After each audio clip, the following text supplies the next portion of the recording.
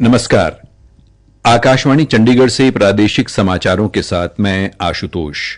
पहले इस बुलेटिन के मुख्य समाचार। प्रधानमंत्री ने आज शहीद दिवस पर स्वतंत्रता सेनानियों भगत सिंह, सुखदेव व राजगुरु को श्रद्धांजलि दी। प्रधानमंत्री ने कहा कि क्रांतिकारियों का सर्वोच्च बलिदान देश को प्रेरित करता रहेगा।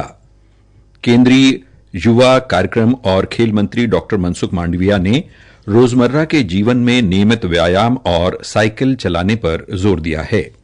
मुख्यमंत्री नायब सिंह सैनी ने आबकारी एवं कराधान विभाग की एकमुश्त निपटान योजना का शुभारंभ किया। करनाल के घरौंडा स्थित इंडो इजराइल सब्जी उत्कृष्टता केंद्र में 11वां मेगा सब्जी मेला समाप्त हुआ। मुख्यमंत्री ने केंद्र में किसानों के लिए एक प्रशिक्षण केंद्र व हॉस्टल बनाने की घोषणा की। राष्ट्रीय परीक्षा एजेंसी ने संयुक्त विश्वविद्यालय प्रवेश परीक्षा के लिए पंजीकरण की तिथि कल तक बढ़ाई। अब समाचार विस्तार से।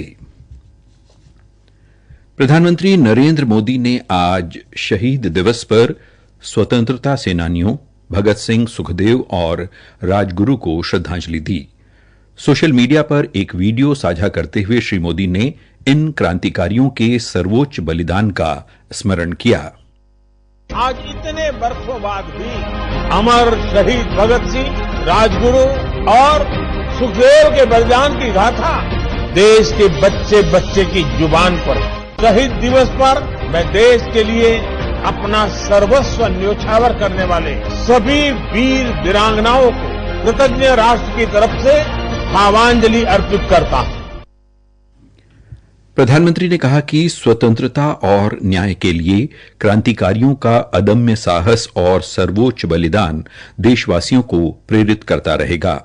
श्री मोदी ने सामाजिक न्याय के प्रबल समर्थक और महान स्वतंत्रता सेनानी डॉक्टर राम मनोहर लोहिया की जयंती पर उन्हें भी श्रद्धांजलि दी है। सोशल मीडिया पर एक पोस्ट में प्रधानमंत्री ने डॉक्टर लोहिया को दूरदर्शी नेता बताया। श्री मोदी ने कहा कि डॉक्टर लोहिया ने अपना जीवन वंचितों को सशक्त बनाने और एक मजबूत भारत के निर्माण के लिए समर्पित कर दिया। राम मनोहर लोहिया पिछली शताब्दी के महान विचारक, जिनके चिंतन का प्रभाव आज के हिंदुस्तान की राजनीति पर कहीं न कहीं नजर आता है। 1942 हिंद छोड़ो ये आंदोलन अपनी तीव्रता पर पहुंचा और ऐसे समय उस आंदोलन की बागडोर संभाली थी। राम मनोहर लोहिया देश को बचाने के लिए जेलों में भी सत्याग्रह करके पहुंचते रहे और उस कालखंड की युवा पीढ़ी के मन में वो प्रेरणा का स्रोत बन गए। केंद्रीय युवा कार्यक्रम और खेल मंत्री डॉक्टर मनसुख मांडविया ने रोजमर्रा के जीवन में नियमित व्यायाम और साइकिल चलाने पर जोर दिया है। उन्होंने आज लखनऊ से fit India Sundays on cycle अभियान की शुरुआत की। श्री मांडविया ने कहा कि साइकिल चलाने से शरीर फिट रहता है और पर्यावरण का संरक्षण भी होता है। साइकिल पोल्यूशन का सॉल्यूशन भी है। साइकिल फिट रहने का मंत्र है। साइकिलिंग से मेंटली और फिजिकली फिटनेस भी बढ़ती है। साइकिलिंग से फ्यूल की बचत होती है और हमारा विदेशी हुडियामन भी बचता है। इसलिए मैं देश के सभी नागरिक को आह्वान करता हूं कि हर संडे 1 घंटे के लिए साइकिलिंग करें और अपने स्वयं को फिट रखें। मुख्यमंत्री नायब सिंह सैनी ने आज कुरुक्षेत्र में आबकारी एवं कराधान विभाग की एकमुश्त निपटान योजना 2025 का शुभारंभ किया। मुख्यमंत्री ने कहा कि व्यापारियों को इस योजना से भरपूर लाभ मिलेगा। योजना से प्रदेश के लाखों दुकानदारों, उद्यमियों, व्यापारियों को राहत मिलेगी।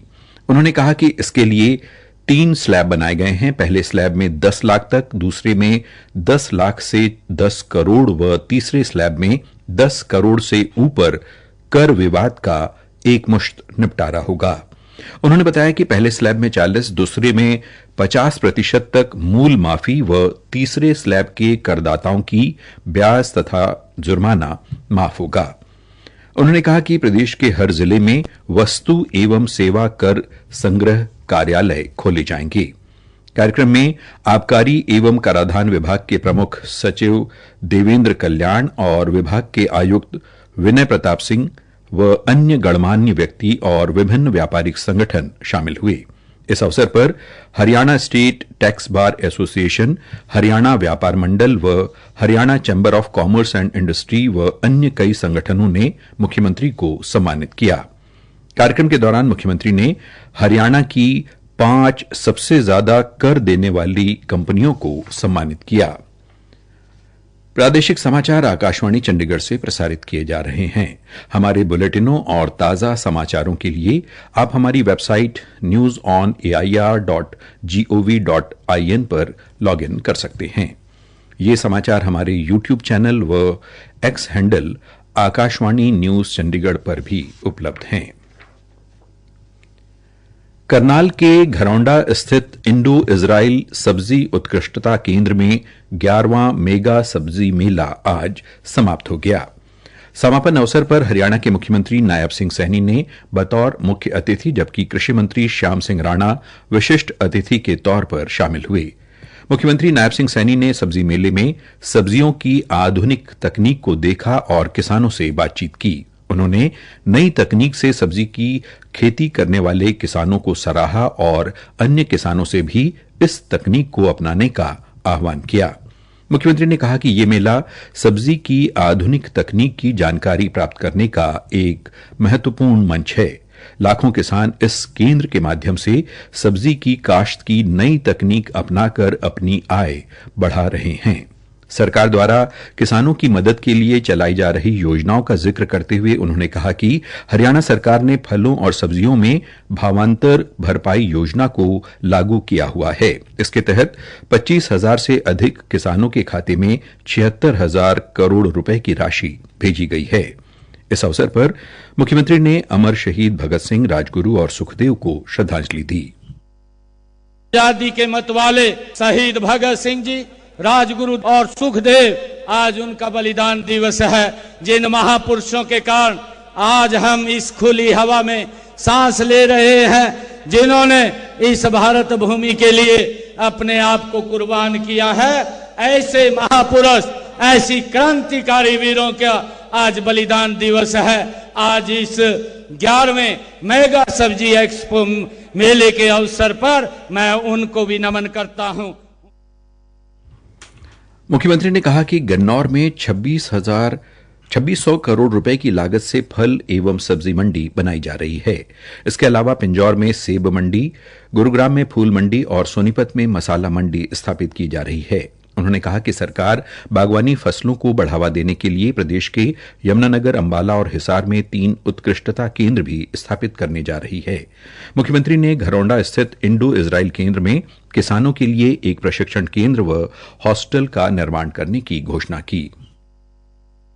ये घोषणा करता हूं कि यहाँ पर एक हॉस्टल बनेगा और एक सेमिनार हॉल भी बनेगा, जिससे मेरे हरियाणा प्रदेश के किसानों को नई नई तकनीक से यहाँ जुड़ करके उसका लाभ मिलेगा। मेरे किसान की इनकम बढ़ेगी, नई नई तकनीक के अंदर आएगा। मुख्यमंत्री ने 74 प्रगतिशील किसानों को सम्मानित किया। उन्होंने हरियाणा बागवानी पत्रिका का विमोचन भी किया। राष्ट्रीय परीक्षा एजेंसी ने संयुक्त विश्वविद्यालय प्रवेश परीक्षा के लिए पंजीकरण की तिथि बढ़ा दी है। आवेदक ऑनलाइन आवेदन पत्र कल 24 मार्च तक जमा करवा सकते हैं। परीक्षा शुल्क जमा करने की अंतिम तिथि भी 25 मार्च रात 11:50 तक कर दी गई है। आवेदक आधिकारिक वेबसाइट cuet.nta.nic.in पर 26 से 28 मार्च के बीच आवेदन पत्र के विवरण में संशोधन कर सकते हैं। हरियाणा में आज विभिन्न स्थानों पर शहीदी दिवस पर भगत सिंह, राजगुरु और सुखदेव को याद किया गया। अंबाला छावनी सचिवालय में ऊर्जा मंत्री अनिल विज ने शहीद आजम भगत सिंह की प्रतिमा पर पुष्प अर्पित किए। भगत सिंह जागृति मंच द्वारा पंचकुला के शहीद भगत सिंह चौक पर चित्रकला प्रतियोगिता का आयोजन किया गया। बल्लभगढ़ के शहीद राजा नगर सिंह पार्क स्थित शहीद स्मारक पर भी भगत सिंह, राजगुरु और सुखदेव को श्रद्धांजलि अर्पित की गई। अंत में इस बुलेटिन के मुख्य समाचार एक बार फिर। प्रधानमंत्री ने आज शहीद दिवस पर स्वतंत्रता सेनानियों भगत सिंह, सुखदेव व राजगुरू को श्रद्धांजलि दी। प्रधानमंत्री ने कहा कि क्रांतिकारियों का सर्वोच्च बलिदान देश को प्रेरित करता रहेगा। इसके साथ ही प्रादेशिक समाचार समाप्त हुए।